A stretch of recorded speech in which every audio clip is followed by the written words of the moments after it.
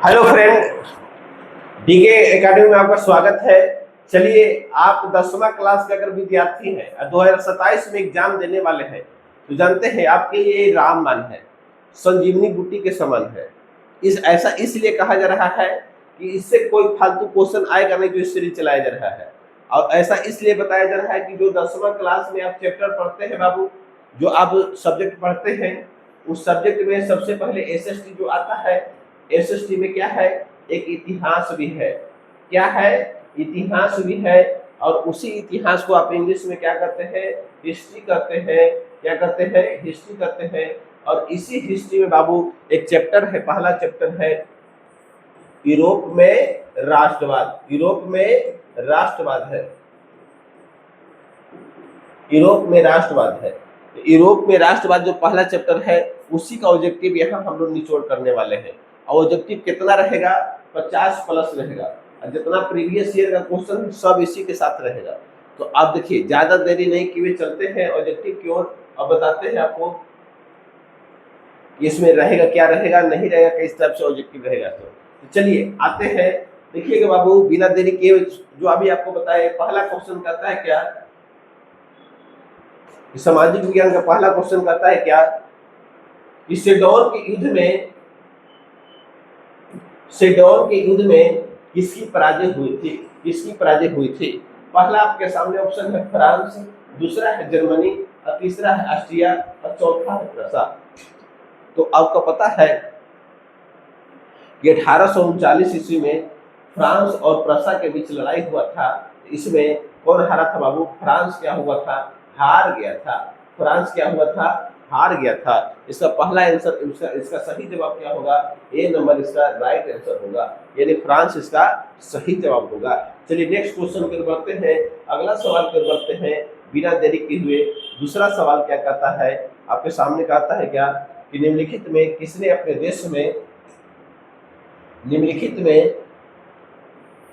देश में अनिवार्य सैन्य सेवा लागू की थी? पहला ऑप्शन है मेजनिक, दूसरा है मेटरनिक, तीसरा है बिस्मार्क, और चौथा है लेनिन। कौन सा ऐसा व्यक्ति है जो अनिवार्य सैन्य सेवा लागू किया था? तो जानते हैं इसमें बिस्मार्क इसका सही जवाब होगा। क्यों इसका बिस्मार्क सही जवाब होगा? कि बिस्मार्क जानता था इटली के एकीकरण में सबसे बड़ी बाधा ऑस्ट्रिया को मानता था। अब ऑस्ट्रिया से जीतने के लिए क्या किया कि सैन्य शक्ति को बढ़ाना शुरू कर दिया। इसलिए इसका सही जवाब क्या होगा? इसका बिस्मार्क इसका राइट आंसर होगा। बिस्मार्क इसका सही जवाब होगा, यानी सी नंबर इसका सही जवाब होगा। चलिए नेक्स्ट क्वेश्चन की ओर बढ़ते हैं, अगला सवाल की ओर बढ़ते हैं। कहता है क्या कि France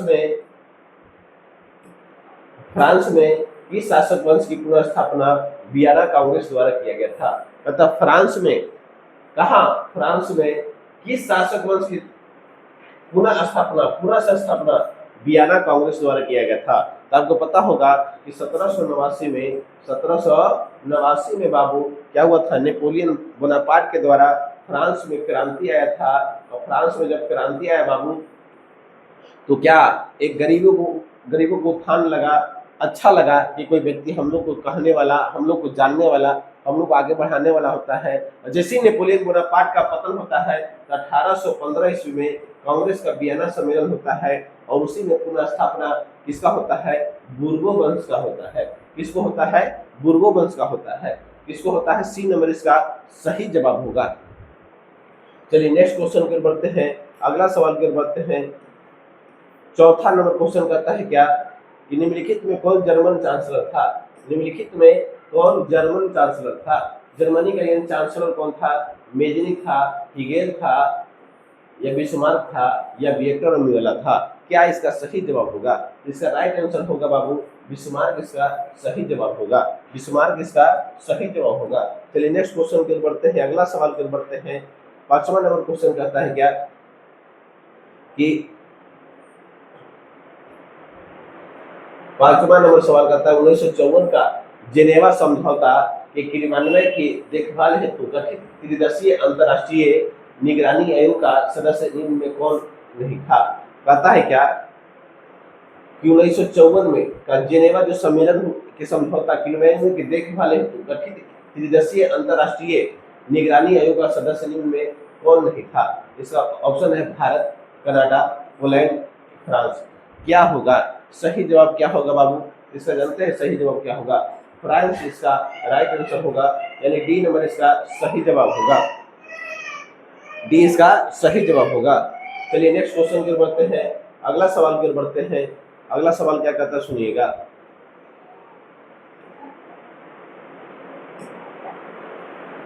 Gregorian calendar Julian calendar से कितने दिन आगे है।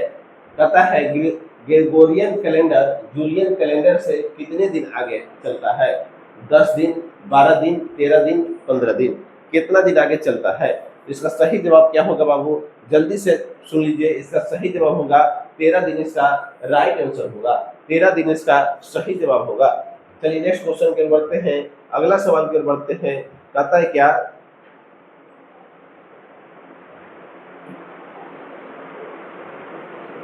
1853-54 के क्रीमिया युद्ध में काबुल ने किस देश की ओर से युद्ध में सम्मिलित होने की घोषणा की थी।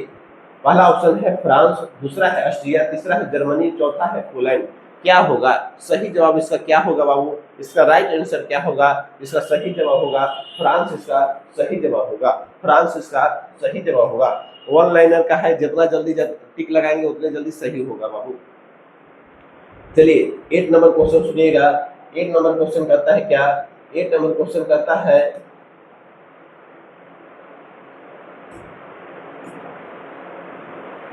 कहाँ चला गया, 8 नंबर क्वेश्चन कहता है कि निम्न में किसके योगदान से इटली का एकीकरण पूर्ण हुआ था। मेजनी का एकीकरण, मेजनी से, काउंट काबू से, विक्टर एमुला से, या इनमें सभी से। तब सुनिएगा, सबका योगदान था इसमें, किसी एक व्यक्ति का कहना सही नहीं होगा, सभी का योगदान था, यानी राइट आंसर इसमें क्या होगा, इनमें सभी, इनमें सभी इसका सही जवाब होगा। चलिए नेक्स्ट क्वेश्चन की ओर बढ़ते हैं, 9 नंबर क्वेश्चन की ओर बढ़ते हैं। कहता है क्या, 9 नंबर क्वेश्चन कहता है क्या, हेगेल किस देश का दार्शनिक था। हेगेल किस देश का दार्शनिक था। ऑप्शन आपके सामने है, पहला है फ्रांस, दूसरा है इटली, तीसरा है जर्मनी, चौथा है ऑस्ट्रिया। क्या इसका सही जवाब होगा, जल्दी से बताइएगा। आप लोग भी अगर वीडियो देख रहे हैं तो इसका सही जवाब क्या होगा बाबू, जल्दी से बताइएगा। इसका सही जवाब होगा जर्मनी, इसका राइट आंसर होगा, जर्मनी इसका सही जवाब होगा। चलिए 10वां नंबर क्वेश्चन की ओर बढ़ते हैं। 10वां नंबर क्वेश्चन कहता है क्या, काउंट काबूल को विक्टर एमुल ने किस पद पर नियुक्त किया था। काउंट काबूल को विक्टर एमुल ने किस पद पर नियुक्त किया था, सेनापति पर, फ्रांस में राजदूत, प्रधानमंत्री, या गृह मंत्री। सही जवाब इसका क्या होगा, सही जवाब इसका क्या होगा बाबू, इसका सही जवाब होगा प्रधानमंत्री, राइट आंसर होगा, प्रधानमंत्री सही जवाब होगा, प्रधानमंत्री सही जवाब होगा। चलिए 11 नंबर क्वेश्चन की ओर बढ़ते हैं, 11 नंबर क्वेश्चन की ओर बढ़ते हैं। कहता है क्या, फ्रांस में किस शासक वंश की पुनः स्थापना वियना कांग्रेस द्वारा किया गया था। ये रिपीट क्वेश्चन है, पहले बताए थे, इसका बताइए सही जवाब क्या होगा। इसका सही जवाब हो जाएगा बुर्गु वंश, यानी सी नंबर इसका राइट आंसर होगा, सी नंबर इसका राइट आंसर होगा। चलिए नेक्स्ट क्वेश्चन की ओर बढ़ते हैं, अगला सवाल की ओर बढ़ते हैं। 12 नंबर क्वेश्चन कहता है क्या, 12 नंबर क्वेश्चन कहता है क्या, यूरोप वासियों के लिए किस देश का साहित्य एवं ज्ञान विज्ञान प्रेरणा स्रोत रहा है। जर्मनी, यूनान, तुर्की, या इंग्लैंड।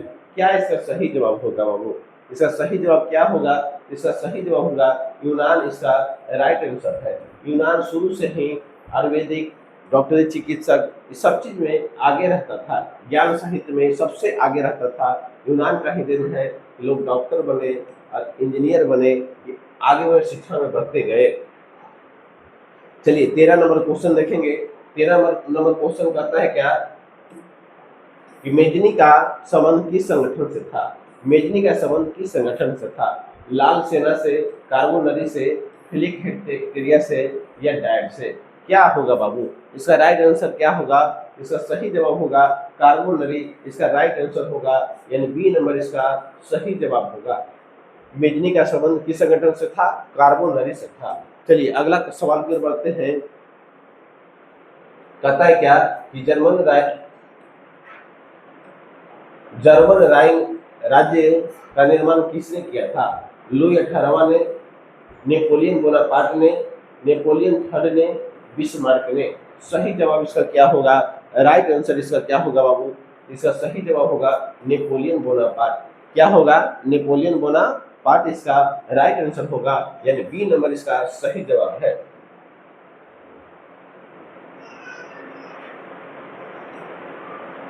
कहता है क्या? जालवेरिन एक संस्था थी, क्रांतिकारियों की, व्यापारियों की, विद्वानों की या पादरी एवं सामंतों की। इसका सही जवाब क्या होगा? इसका राइट आंसर क्या होगा? इसका सही जवाब होगा बाबू व्यापारियों की। इसका सही जवाब होगा व्यापारियों की, इसका सही जवाब होगा, यानी बी नंबर इसका सही जवाब होगा। बी नंबर इसका सही जवाब होगा। चलिए नेक्स्ट क्वेश्चन की ओर बढ़ते हैं, अगला सवाल की ओर बढ़ते हैं। अगला सवाल क्या कहता है सुनिएगा।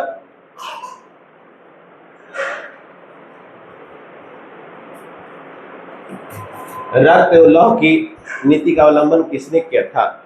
रक्त एवं लौह की नीति का अवलंबन किसने किया था? तो इसका सही जवाब क्या होगा बाबू? क्वेश्चन कहता है रक्त एवं लौह की नीति का अवलंबन किसने किया था? मेजनी ने, हिटलर ने, बिस्मार्क ने या विलियम फर्स्ट ने? कौन किया था? सही जवाब इसका क्या होगा? सही जवाब इसका क्या होगा?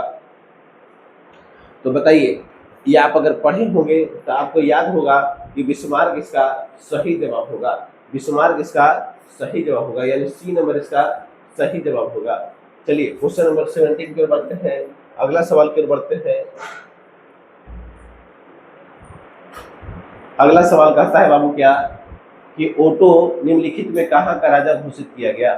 ओटो निम्नलिखित में कहाँ का राजा घोषित किया गया? ओटो निम्नलिखित में कहाँ का राजा घोषित किया गया? पहला ऑप्शन है रूस, दूसरा है यूनान, फ्रांस या जर्मनी। सही जवाब क्या होगा? सही जवाब इसका क्या होगा बाबू? इसका बी इन नंबर इसका यूनान इसका सही जवाब होगा। यूनान इसका राइट आंसर है, यानी बी नंबर इसका सही जवाब है। देखिए वो छोटी बच्ची आई है, क्या नाम है बताइएगा? इधर बोलिए, कस के बोलिए, क्या नाम है आपका? बोलिए बोलिए। अरे कैसे करते हैं? लाइक करें, सब्सक्राइब करें, बोलिए बोलिए बोलिए, नहीं से बोलिए, मोबाइल में चले जाएगा, बोलिए। चलिए ठीक है, जाइए आप पढ़ाने दीजिए। चलिए एक और बच्ची आई, ये भी बोलेगी लाइक करें सब्सक्राइब करें, बोलिए। ठीक है, ठीक, जाइए ठीक, गेट क्लोज कर दीजिएगा।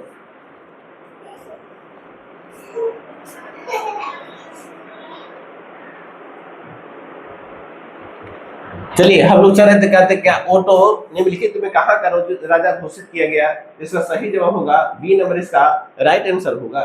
चलिए नेक्स्ट क्वेश्चन की ओर बढ़ते हैं, अगला सवाल की ओर बढ़ते हैं। नेक्स्ट क्वेश्चन क्या कहता है सुनिएगा बाबू। कहता है क्या यूनान को एक स्वतंत्र राष्ट्र घोषित किया गया 1830 में, 1832 में, 1836 में या 1842 में? सही जवाब इसका क्या होगा बाबू? राइट आंसर इसका क्या होगा? तो बी नंबर यानी 1832 इसका सही जवाब होगा। 1832 इसका सही जवाब होगा। ऑप्शन नंबर बी इसका सही जवाब है। चलिए नेक्स्ट क्वेश्चन की ओर बढ़ते हैं, अगला सवाल की ओर बढ़ते हैं। अगला सवाल क्या करता है क्या कि फ्रांस में किस संस्था ने लुई 16वें और उसकी रानी को फांसी की सजा दी थी? फ्रांस की किस संस्था ने लुई 16वें और उसकी रानी को फांसी की सजा दी थी? ऑप्शन आपके हैं स्टेटस जनरल ने, नेशनल असेंबली ने या कन्वेंशन ने या डायरेक्टरी ने? सही जवाब इसका क्या होगा बाबू? राइट आंसर इसका क्या होगा? सही जवाब इसका कन्वेंशन ने, इसका यानी ऑप्शन नंबर सी इसका राइट आंसर है। ऑप्शन नंबर सी इसका राइट आंसर है। चलिए नेक्स्ट क्वेश्चन की ओर बढ़ते हैं, अगला सवाल की ओर बढ़ते हैं। कहता है क्या कि 1830 की क्रांति के बाद फ्रांस में किस प्रकार का शासन स्थापित हुआ था? पहला ऑप्शन है संघीय शासन व्यवस्था, दूसरा है संवैधानिक राजतंत्र, तीसरा है निरंकुश राजतंत्र और चौथा है गणराज्य। क्या होगा? क्वेश्चन फिर से पढ़िएगा। कहता है 1830 की क्रांति के बाद फ्रांस में किस प्रकार का शासन स्थापित हुआ? पहला क्या था? संघीय शासन व्यवस्था, दूसरा है संवैधानिक राजतंत्र, तीसरा है निरंकुश राजतंत्र और चौथा है गणराज्य। क्या होगा बाबू? सही जवाब इसका क्या होगा? इसका राइट आंसर होगा बी नंबर, संवैधानिक राजतंत्र, यानी बी नंबर इसका सही जवाब होगा। बी नंबर इसका सही जवाब होगा। चलिए नेक्स्ट क्वेश्चन की ओर बढ़ते हैं, अगला सवाल की ओर बढ़ते हैं। कहता है क्या? किस संधि द्वारा स्वतंत्र यूनान राष्ट्र का उदय हुआ? वियना की संधि, एड्रियानोपोल की संधि, पुस्तुनिया की संधि या प्राग की संधि? क्या होगा? वियना की संधि, एड्रियानोपोल की संधि, पुस्तुनिया की संधि या प्राग की संधि? फिर से क्वेश्चन सुनिएगा। कहता है किस संधि द्वारा स्वतंत्र यूनान, किस संधि, संधि के मतलब क्या? समझौता या दोस्ती, स्वतंत्र यूनान राष्ट्र का उदय हुआ? तो जल्दी से इसका आंसर बताइएगा। इसका सही जवाब क्या होगा बाबू? एड्रियानोपोल की संधि, यानी बी नंबर इसका राइट आंसर है। बी नंबर इसका सही जवाब है। चलिए 22 नंबर क्वेश्चन की ओर बढ़ते हैं। कहता है क्या? क्वेश्चन कहता है क्या कि 9 गुएल्फ आंदोलन का प्रणेता कौन था? दांते, मैकियावेली, गौरीबाल्डी या जियोबर्टी? क्या होगा बाबू? चारों ऑप्शन में इसका सही जवाब क्या होगा? तो सही जवाब इसका मैकियावेली, यानी बी नंबर इसका राइट आंसर होगा। बी नंबर इसका, डी नंबर इसका राइट आंसर होगा, सॉरी डी नंबर इसका जो ऑप्शन हो, इसका आंसर जो होगा बाबू डी नंबर होगा, जियोबट्टी होगा, जियोबट्टी होगा। डी नंबर इसका राइट आंसर होगा। थोड़ा सा ध्यान हट गया था। चलिए कहता है क्या? निम्नलिखित में किस युद्ध के परिणाम स्वरूप जर्मन का एकीकरण हुआ? यानी कहता है कौन सा ऐसा युद्ध हुआ जो जर्मनी का एकीकरण हुआ था? पहला ऑप्शन है क्रीमिया का युद्ध, प्रसा डेनमार्क का युद्ध, सिडोवा का युद्ध या सीडान का युद्ध? क्या होगा? इसका राइट आंसर होगा सीडोन का, सीडान लिखा हुआ, सीडोन का युद्ध इसका राइट आंसर होगा। सीडोन का इसका राइट आंसर होगा। चलिए नेक्स्ट क्वेश्चन की ओर बढ़ते हैं। इसमें इसका डी नंबर सही है। चलिए अगला सवाल की ओर बढ़ते हैं। कहता है क्या? निम्नलिखित में किस वर्ष अलेक्जेंडर चिस्सिलान्टी के नेतृत्व में यूनान में विद्रोह शुरू हो गया था? 1815 ईस्वी, 1821, 1824 या 1832? सही जवाब इसका बाबू, इसका सही जवाब होगा 1821 इसका सही जवाब होगा। 1821 इसका सही जवाब होगा। चलिए नेक्स्ट क्वेश्चन की ओर बढ़ते हैं, अगला सवाल की ओर बढ़ते हैं। कहता है क्या? कहता है क्या? हितेरिया फिलाइक नामक संस्था की स्थापना हुई थी? हितेरिया फिलाइक नामक संस्था की स्थापना हुई थी पेरिस में, लंदन में, ओडेसा में, इनमें कोई नहीं? क्या होगा? राइट आंसर इसका सही जवाब इसका सी नंबर इसका सही जवाब होगा बाबू। ओडिशा इसका राइट आंसर है, यानी सी नंबर इसका सही जवाब होगा। चलिए नेक्स्ट क्वेश्चन की ओर बढ़ते हैं, अगला सवाल की ओर बढ़ते हैं। कहता है क्या कि निम्नलिखित में कौन जैकोबिन क्लब का सदस्य था? निम्नलिखित में कौन जैकोबिन क्लब का सदस्य था? टीपू सुल्तान, मुर्शिद कुली खान, बाजीराव या इनमें कोई नहीं? इसका सही जवाब क्या होगा? इसका राइट आंसर क्या होगा बाबू? ए नंबर इसका टीपू सुल्तान इसका राइट आंसर होगा। सही जवाब इसका टीपू सुल्तान इसका राइट आंसर होगा। चलिए नेक्स्ट क्वेश्चन की ओर बढ़ते हैं, अगला सवाल की ओर बढ़ते हैं। कहता है क्या? वियना सम्मेलन की मेजबानी निम्नलिखित में किसने किया था? मेटरनिख ने, बिस्मार्क ने, चार्ल्स दशम ने, इनमें कोई नहीं? ये बहुत सिंपल और साधारण क्वेश्चन है, इसको बच्चा को याद रहेगा। इसका जो मेजबानी किया था, यानी इसका सम्मेलन का जो देख रेख अध्यक्षता किया था वो मेटरनिख ने किया था। और कब किया था? वो 1815 ईस्वी में किया था। नेपोलियन बोनापार्ट के पतन होने के बाद किया था। यानी इसका सही जवाब क्या होगा? ए नंबर इसका राइट आंसर होगा। चलिए अगला सवाल की ओर बढ़ते हैं, क्वेश्चन नंबर 28 की तरफ बढ़ते हैं। कहता है क्या? चार्ल्स एल्बर्ट निम्नलिखित में कहाँ का शासक था? चार्ल्स एल्बर्ट निम्नलिखित में कहाँ का शासक था? सार्डिनिया, पिडमाउंट, पोलैंड, हंगरी या यूनान? राइट आंसर इसका क्या होगा बाबू? इसका सही जवाब होगा सर्बिया पिडमाउंट, यानी ए नंबर इसका सही जवाब होगा। चलिए नेक्स्ट क्वेश्चन की ओर बढ़ते हैं, अगला सवाल की ओर बढ़ते हैं। कहता है क्या, फ्रांस में नेपोलियन संहिता किस वर्ष लागू की गई थी? 1789 में, 1791 में, 1804 में, 1815 में? सही जवाब इसका क्या होगा? क्वेश्चन नंबर 29 का सही जवाब इसका होगा बाबू 1804 इसका सही जवाब होगा। 1804 इसका सही जवाब होगा, यानी ऑप्शन नंबर सी इसका सही जवाब होगा। देखिए पानी थोड़ा सा।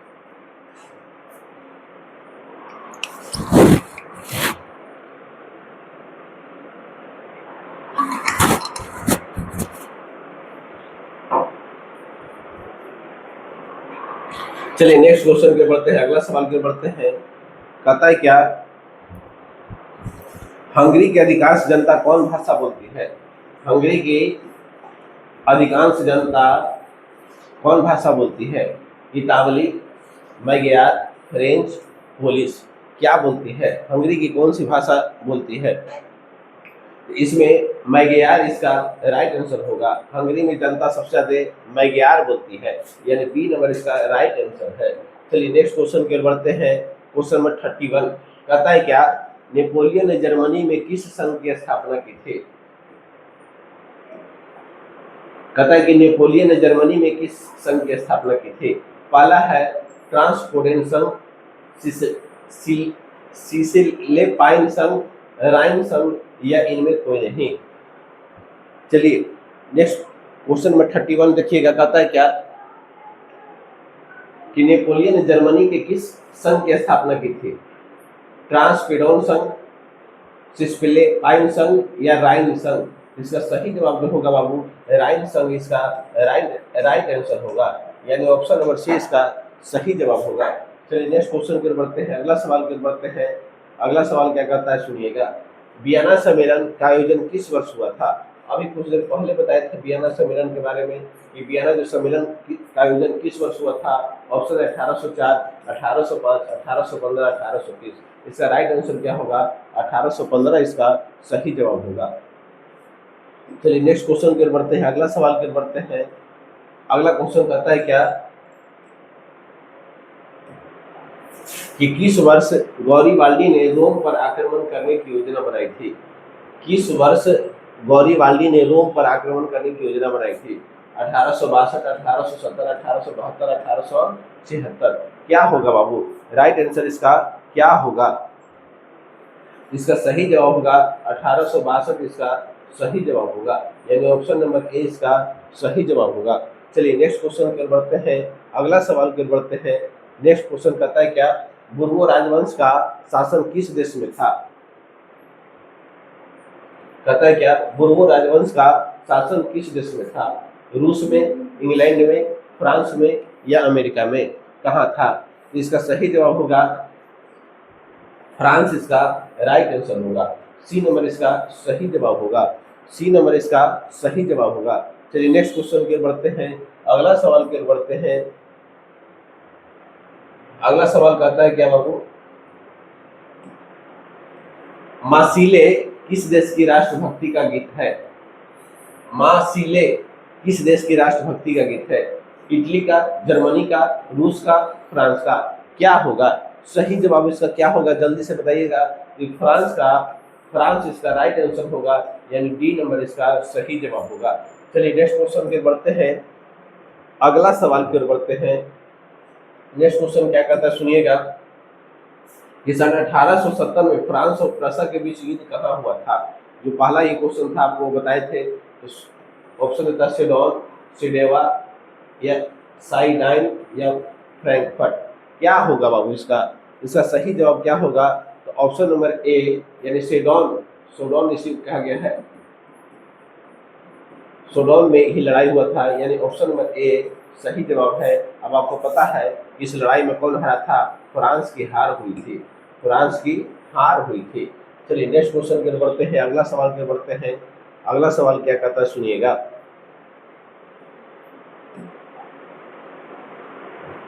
राष्ट्रवाद की अवधारणा का जन्म किस घटना से माना जाता है?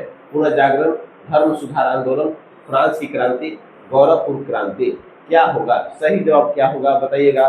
क्वेश्चन नंबर 37 कहता है क्या, फिर सुनिएगा कि राष्ट्रवाद की अवधारणा का जन्म किस घटना से माना जाता है।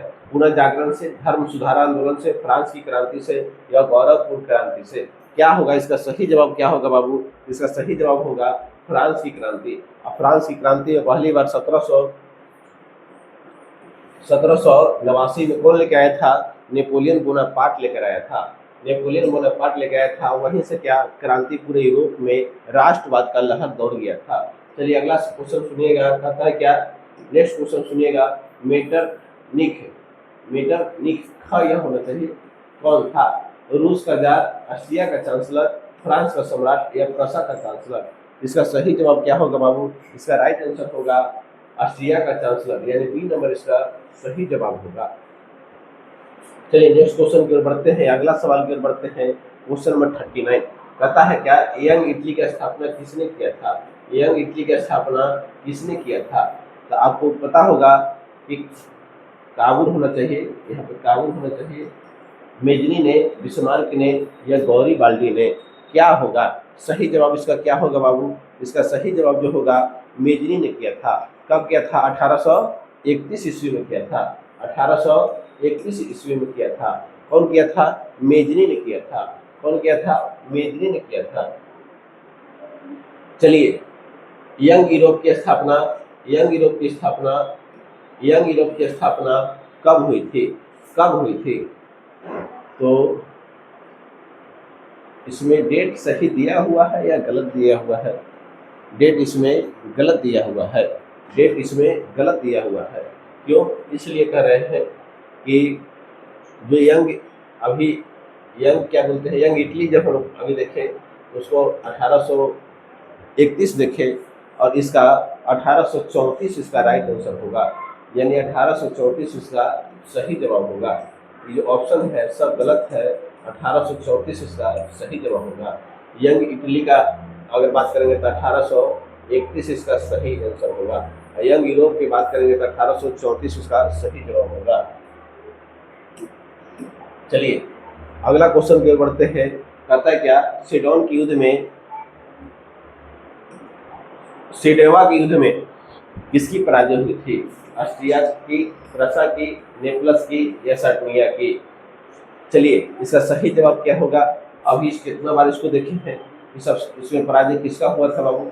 जल्दी से उसको बताइएगा, जल्दी से उसको बताइएगा। ऑप्शन नंबर ए ऑस्ट्रिया को इसका सही जवाब है। ऑप्शन नंबर ए इसका सही जवाब है। चलिए अगला क्वेश्चन की ओर बढ़ते हैं। कहता है क्या, लाल कुर्ती का गठन, लाल कुर्ती का गठन, लाल कुर्ती का गठन किसने किया था। बिस्मार्क ने, गौरीबाल्डी ने, मेजनी ने या काबुल ने। इसका सही जवाब क्या होगा। इसका सही जवाब होगा बाबू इसका गौरीबाल्डी ने यानी स्थापना किया था। चलिए आगे बढ़ते हैं, नेक्स्ट क्वेश्चन की ओर बढ़ते हैं, अगला सवाल की ओर बढ़ते हैं। कहता है क्या, यूरोपीय सभ्यता का पालन किसे कहा जाता है। यूरोपीय सभ्यता का पालन किसे कहा जाता है। यूरोपीय सभ्यता का पालन किसे कहा जाता है। जर्मनी को, यूनान को, इटली को या ब्रिटेन को। क्या इसका सही जवाब होगा। इसका राइट आंसर इसका बाबू होगा यूनान को कहा जाता है। यूनान सबसे पढ़ने लिखने वाला देश था। आगे सभ्यता वही पालन किया जो पढ़ा लिखा रहेगा, संस्कृति सभ्यता को आगे ले जाता है। कहा जाता है कि डॉक्टरी के क्षेत्र में जितना हो आगे ले गया कौन, यूनान ही ले गया। चिकित्सा पद्धति हो, नाप तोल हो, जितना भी आविष्कार ज्यादा किया गया कौन, यूनान किया था। कहते हैं वर्ष, नेक्स्ट क्वेश्चन की ओर बढ़ते हैं। क्वेश्चन नंबर 44, वर्साई की संधि कब हुई थी। वर्साई की संधि कब हुई थी। 1915 में, 1916 में, 1919 में या 1920 में। क्या होगा इसका सही जवाब। इसका सही जवाब क्या होगा, ऑप्शन गलत है। चलिए नहीं, ऑप्शन सही है बुक के अकॉर्डिंग। इसका सही जवाब होगा ऑप्शन नंबर सी, इसका 1919 में इसका राइट आंसर होगा। चलिए नेक्स्ट क्वेश्चन की ओर बढ़ते हैं, अगला सवाल की ओर बढ़ते हैं। चलिए कहता है क्या, मेटरनिख क्या था। मेटरनिख क्या था। मेटरनिख क्या था बाबू, तो यहाँ लिखा हुआ है तानाशाह, प्रजातांत्रिक, प्रतिक्रियावादी या घोर समांतवादी। क्या था। अब इतना अगर पढ़ाई किए होंगे तो आपको पता होगा कि कैसा व्यक्ति था, एक प्रतिक्रियावादी था। कैसा था व्यक्ति? प्रतिक्रियावादी था। यानी ऑप्शन नंबर सी इसका राइट आंसर है। ऑप्शन नंबर सी इसका राइट आंसर है। चलिए क्वेश्चन नंबर 46 की ओर बढ़ते हैं। कहता है क्या, मेटरनी का पतन कब हुआ था? मेटरनी का पतन कब हुआ था? 1845 में, 1847 में, 1848 में या 1849 में? मेटरनी का पतन जो हुआ था बाबू 1848 में ये समाप्त हो गया था, ये खत्म हो गया था। चलिए अगला सवाल की ओर बढ़ते हैं, नेक्स्ट क्वेश्चन की ओर बढ़ते हैं। कहता बिस्मार्क क्या था? बिस्मार्क क्या था? पहला ऑप्शन है संगीतज्ञ, नाटककार, कवि या कूटनीतिज्ञ। क्या था? तो जानते हैं बिस्मार्क जो था कूटनीतिज्ञ था। यानी ऑप्शन नंबर डी इसका राइट आंसर है। चलिए 48 क्वेश्चन नंबर 48 को बढ़ते हैं। कहता है क्या, इटली के एकीकरण का तलवार कौन था? बिस्मार्क था, पोर्शु था, गौरीबल्डी था या नेपोलियन था? क्या होगा बाबू? इटली के एकीकरण का तलवार कौन था? यानी सबसे आगे कौन रहने वाला था? इसका जो सही जवाब होगा गैरीबाल्डी जिसको कहते हैं। ऑप्शन नंबर सी इसका राइट आंसर है। ऑप्शन नंबर सी इसका सही जवाब है। क्वेश्चन नंबर 49 की ओर बढ़ते हैं। पता है क्या, इटली और जर्मनी के एकीकरण के विरुद्ध कौन देश था? रूस था, ऑस्ट्रिया था, प्रशा था, इंग्लैंड था? कौन था बाबू? इसका सही जवाब क्या होगा? इसका सही जवाब होगा क्या? ऑस्ट्रिया इसका राइट आंसर होगा। यानी ऑप्शन नंबर बी इसका सही जवाब होगा। ऑप्शन नंबर बी इसका सही जवाब होगा। चलिए क्वेश्चन नंबर 50 की ओर बढ़ते हैं। कहता है क्या, हनोई समझौता कब हुआ था? हनोई समझौता कब हुआ था? 1944 में, 1945 में, 1946 में या 1947 में? क्या होगा राइट आंसर बाबू? इसका सही जवाब होगा 50 का सी। यानी क्या 1946 इसका सही जवाब होगा। 1946 इसका सही जवाब होगा। चलिए नेक्स्ट क्वेश्चन की ओर बढ़ते हैं। कहता है क्या, यंग यूरोप का संस्थापक कौन था? यंग यूरोप का संस्थापक कौन था? मेजनी, गौरीबाल्डी, विक्टर अमियोला या मुस्लिम? क्या होगा राइट आंसर? जल्दी से इसको बताइएगा तो आपको पता होगा इसका सही जवाब क्या होगा बाबू? मेजनी। कौन होगा? मेजनी इसका राइट आंसर होगा। यानी ऑप्शन नंबर ए। और कब किया था? 1834 ईस्वी में किया था। 1834 ईस्वी में किया था। चलिए नेक्स्ट क्वेश्चन की ओर बढ़ते हैं, अगला सवाल की ओर बढ़ते हैं। कहता है क्या, यूरोप का मरीज किसे कहा जाता है? यूरोप का मरीज किसे कहा जाता है? पहला ऑप्शन आपके सामने तुर्की को, मिस्र को, यूनान को या पोलैंड को? सही जवाब क्या होगा? तो राइट आंसर इसका क्या होगा बाबू? ए नंबर इसका सही जवाब होगा। यानी तुर्की को इसका क्या कहा जाता है? यूरोप का मरीज तुर्की को कहा जाता है। किसको कहा जाता है? तुर्की को कहा जाता है। चलिए अगला सवाल की ओर बढ़ते हैं। कहता है क्या, कि हंगरी में आंदोलन का नेतृत्व किसने किया था? नेपोलियन ने, कोसुख ने, मेटरनिख ने या गौरीबाल्डी ने? किसने किया था बाबू? किसने किया था? इसका सही जवाब क्या होगा? कोसुख इसका राइट आंसर होगा। बी नंबर इसका सही जवाब होगा। बी नंबर इसका सही जवाब होगा। चलिए क्वेश्चन नंबर 54 की ओर बढ़ते हैं। कहता है क्या, वियना कांग्रेस की अध्यक्षता किसने की थी? वियना कांग्रेस की अध्यक्षता किसने की थी? गौरीबाल्डी ने, काउंट काबूल ने, विलियम फर्स्ट ने या मेटरनिख ने? चलिए वियना कांग्रेस की अध्यक्षता किसने किया था? इसका सही जवाब क्या होगा बाबू? इसका राइट आंसर क्या होगा? इसका सही जवाब होगा मेटरनिख इसका सही जवाब होगा। और कब किया था? 1815 ईस्वी में किया था। 1815 ईस्वी में किया था। सुनिएगा क्वेश्चन नंबर 55। कहता है क्या, वियना कांग्रेस में कौन राष्ट्र सम्मिलित नहीं था? जब 1815 ईस्वी में वियना सम्मेलन किया गया था तो कौन सा देश शामिल नहीं था? ब्रिटेन नहीं था, रूस नहीं था, फ्रांस नहीं था, जर्मनी नहीं था? कौन इसमें शामिल नहीं था? इसका सही जवाब क्या होगा? जर्मनी इसका राइट आंसर होगा। जर्मनी इसमें शामिल नहीं था। चलिए नेक्स्ट क्वेश्चन के बढ़ते हैं, अगला सवाल के बढ़ते हैं। अगला सवाल क्या कहता है क्या, कि इटली के एकीकरण में निम्न में किसने योगदान किया था? मेजनी ने, गौरीबाल्डी ने, काउंट काबूल ने, इनमें सभी?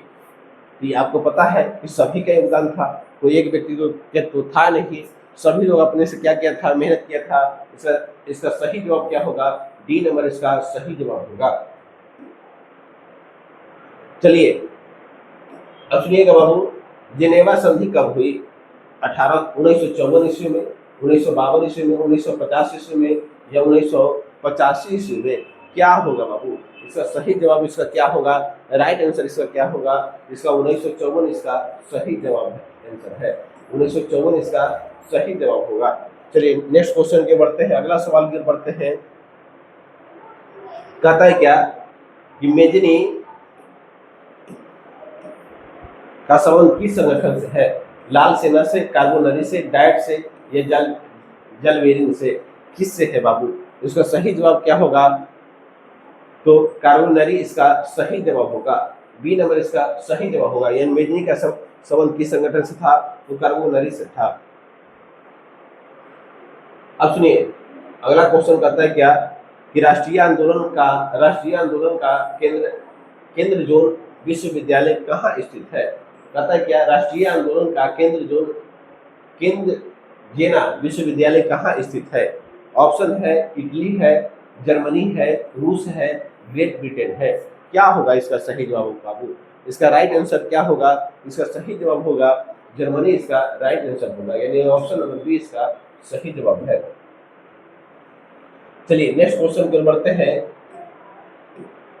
कोसुद का संबंध किस देश से है? कोसुद का संबंध किस देश से है? ऑस्ट्रिया से, यूनान से, पोलैंड से, हंगरी से? सही जवाब इसका क्या होगा, ऑप्शन नंबर डी इसका राइट आंसर है, यानी कोसुद का संबंध किससे है, हंगरी से, यानी डी नंबर इसका सही जवाब है। चलिए नेक्स्ट क्वेश्चन पे बढ़ते हैं। कहता है क्या निम्न में से किस सम्मेलन में जर्मनी की क्षतिपूर्ति राशि को कम कर दिया गया था? निम्न में किस सम्मेलन में जर्मनी की क्षतिपूर्ति राशि को कम कर दिया गया था? क्योटो सम्मेलन, वियना सम्मेलन, रियो डी जेनेवा सम्मेलन या फिर लौसने सम्मेलन या फिर लौसने सम्मेलन? क्या होगा बाबू, लौसने सम्मेलन। क्या इसका राइट आंसर होगा, सही जवाब इसका क्या होगा बाबू, तो इसका सही जवाब होगा क्योटो सम्मेलन, यानी ऑप्शन नंबर ए इसका सही जवाब होगा। चलिए नेक्स्ट क्वेश्चन की ओर बढ़ते हैं, अगला सवाल की ओर बढ़ते हैं। कहता है क्या कि लुई फिलिप किस देश का शासक था? जर्मनी का, फ्रांस का, ऑस्ट्रिया का या इटली का? कहाँ का शासक था इसका आपको पता होना चाहिए। इसका सही जवाब जो होगा फ्रांस इसका राइट आंसर है, फ्रांस इसका राइट आंसर है, यानी ऑप्शन बी इसका सही जवाब है। चलिए नेक्स्ट क्वेश्चन की ओर बढ़ते हैं, अगला सवाल की ओर बढ़ते हैं। कहता है क्या निम्न में कौन मित्र राष्ट्रों के गुट में शामिल नहीं था? ब्रिटेन, जर्मनी, फ्रांस या रूस? कहता है निम्न में कौन मित्र राष्ट्रों के गुट में शामिल नहीं था? ब्रिटेन, जर्मनी, फ्रांस और रूस।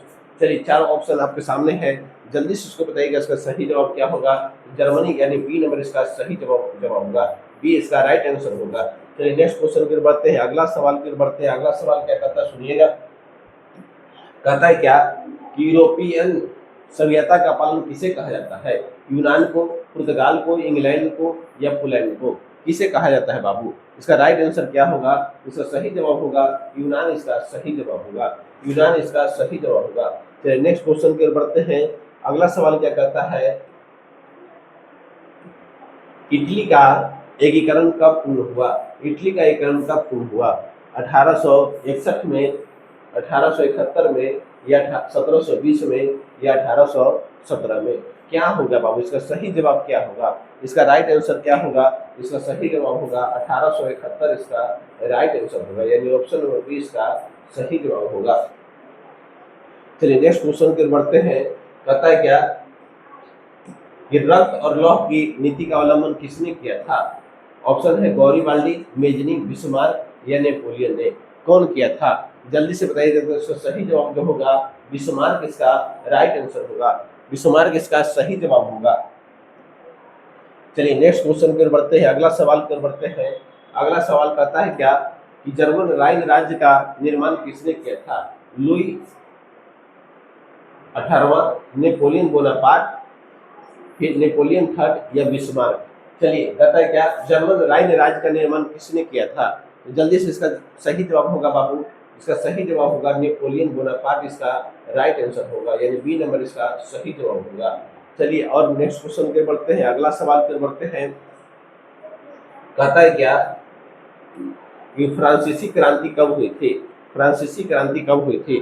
तो आपको बहुत बार बता चुके हैं कि फ्रांसीसी क्रांति कब हुआ था बाबू, 1789 ईस्वी में हुआ था, 1789 ईस्वी में हुआ था। और करने वाला कौन था? Napoleon Bonaparte. कौन था बाबू? नेपोलियन बोनापार्ट था। चलिए